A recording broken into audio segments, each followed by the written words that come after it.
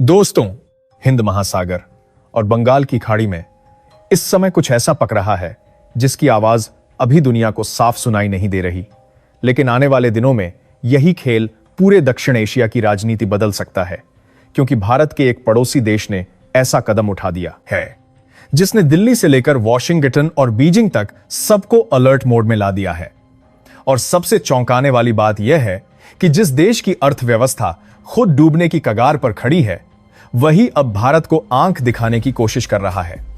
कहानी शुरू होती है बांग्लादेश से, एक ऐसा देश जो कभी भारत की मदद से बना था, लेकिन आज उसी बांग्लादेश की राजनीति अचानक ऐसे मोड़ पर पहुंच चुकी है जहां पाकिस्तान, अमेरिका और समुद्री ताकतों का खतरनाक खेल शुरू हो चुका है। कुछ दिनों पहले जो खबर सामने आई उसने सबको हैरान कर दिया। 1971 के बाद पहली बार बांग्लादेश ने अपने अफसरों और डिप्लोमेट्स को ट्रेनिंग के लिए पाकिस्तान भेजना शुरू कर दिया। वही पाकिस्तान जिसने कभी ढाका की गलियों को खून से भर दिया था, आज उसी पाकिस्तान के साथ बढ़ती नजदीकियां आखिर किस तूफान का संकेत हैं?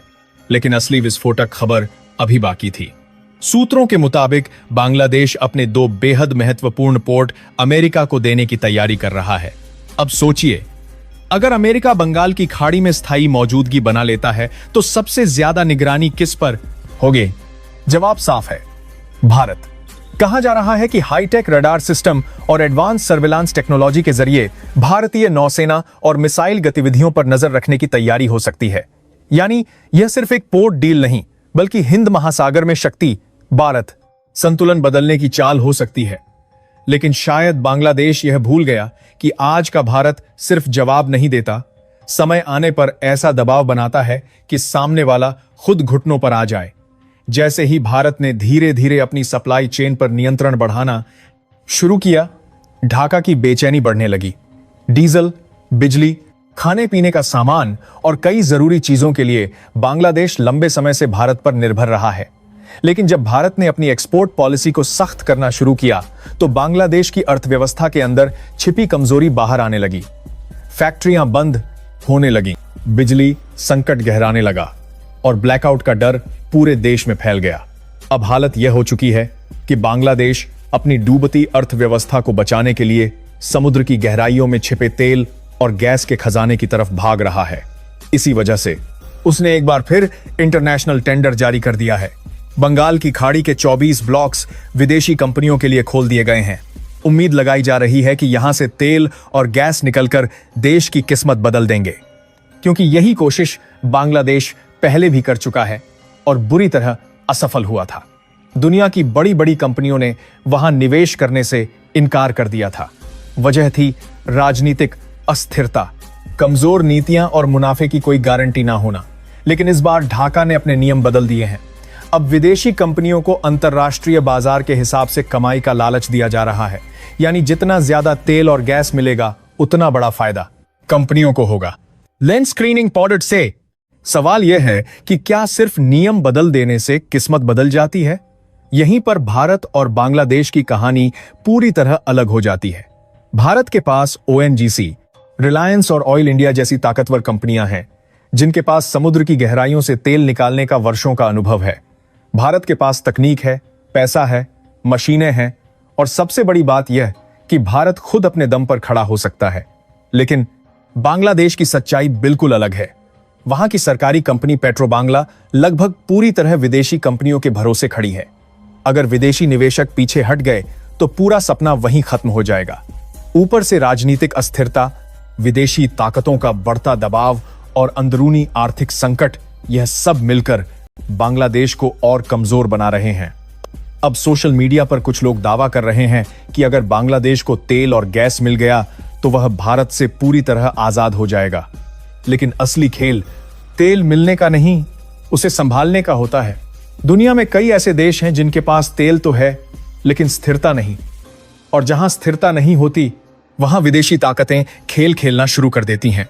सबसे बड़ा सवाल अब यही है, क्या बांग्लादेश सच में अपनी किस्मत बदलने जा रहा है, या फिर वह धीरे धीरे ऐसी अंतर्राष्ट्रीय चालों में फंसता जा रहा है जहां उसका खुद का नियंत्रण खत्म हो जाएगा? On D on on on क्योंकि बंगाल की खाड़ी में अब सिर्फ तेल और गैस की खोज नहीं हो रही, यहां भविष्य की जंग की बुनियाद रखी जा रही है। और इस खेल में भारत हर चाल को बहुत ध्यान से देख रहा है। आने वाले महीनों में जो होगा वह सिर्फ बांग्लादेश नहीं बल्कि पूरे दक्षिण एशिया का भविष्य तय कर सकते। दोस्तों, इस पूरी कहानी में सबसे बड़ा खेल तेल, गैस या पोर्ट का नहीं है, असली खेल है कंट्रोल का। और शायद यही बात अभी बहुत कम लोग समझ पा रहे हैं, क्योंकि बांग्लादेश इस समय जिस रास्ते पर चल रहा है वह रास्ता शुरुआत में बहुत चमकदार दिखाई देता है, लेकिन इतिहास गवाह है कि ऐसे रास्ते कई देशों को अंदर से खोखला भी कर चुके हैं। सोचिए, अचानक एक छोटा देश अमेरिका पाकिस्तान और विदेशी कंपनियों के साथ इतनी तेजी से क्यों जुड़ने लगा? इसके पीछे सिर्फ आर्थिक मजबूरी नहीं दिखती, इसके पीछे एक बड़ा डर भी छिपा हुआ है। बांग्लादेश की सत्ता को अब यह एहसास होने लगा है कि अगर देश के अंदर बेरोजगारी, बिजली संकट और महंगाई इसी तरह बढ़ती रही तो जनता का गुस्सा कभी भी फट सकता है। इसलिए अब सरकार समुद्र में तेल और गैस का सपना दिखाकर लोगों को उम्मीद देना चाहती है। लेकिन यहां सबसे खतरनाक मोड़ आता है। अगर बंगाल की खाड़ी में विदेशी कंपनियों की एंट्री बढ़ती है तो धीरे धीरे वहां सिर्फ बिजनेस नहीं होगा, वहां विदेशी ताकतों का प्रभाव भी बढ़ेगा। पहले कंपनियां आएंगी, फिर सुरक्षा के नाम पर विदेशी सलाहकार आएंगे, उसके बाद निगरानी सिस्टम और सैन्य सहयोग बढ़ेगा। और देखते ही देखते बांग्लादेश की जमीन और समुद्र बड़े देशों की रणनीतिक लड़ाई का मैदान बन सकते हैं। अब जरा भारत की तरफ देखिए। भारत शायद अभी खुलकर कुछ नहीं बोल रहा, लेकिन अंदर ही अंदर भारत अपनी सबसे बड़ी ताकत इस्तेमाल कर रहा है, साइलेंट प्रेशर। आने वाले समय में भारत सीधे टकराव की बजाय ऐसा आर्थिक और रणनीतिक दबाव बना सकता है जिससे बांग्लादेश को हर कदम सोचकर रखना पड़े, क्योंकि भारत जानता है कि किसी भी पड़ोसी को हराने का सबसे आसान तरीका युद्ध नहीं बल्कि उसकी ऐंशी आसान तरीका निर्भरता को समझना होता है। एक और दिलचस्प बात शायद आने वाले समय में देखने को मिले। अगर बांग्लादेश में विदेशी दखल ज्यादा बढ़ा तो वहां की राजनीति दो हिस्सों में बंट सकती है। एक पक्ष वह होगा जो भारत के साथ रिश्ते सुधारना चाहेगा और दूसरा पक्ष वह होगा जो चीन, अमेरिका या पाकिस्तान के सहारे खुद को मजबूत दिखाने की कोशिश करेगा। यही अंदरूनी संघर्ष आगे चलकर बांग्लादेश की सबसे बड़ी कमजोरी बन सकता है।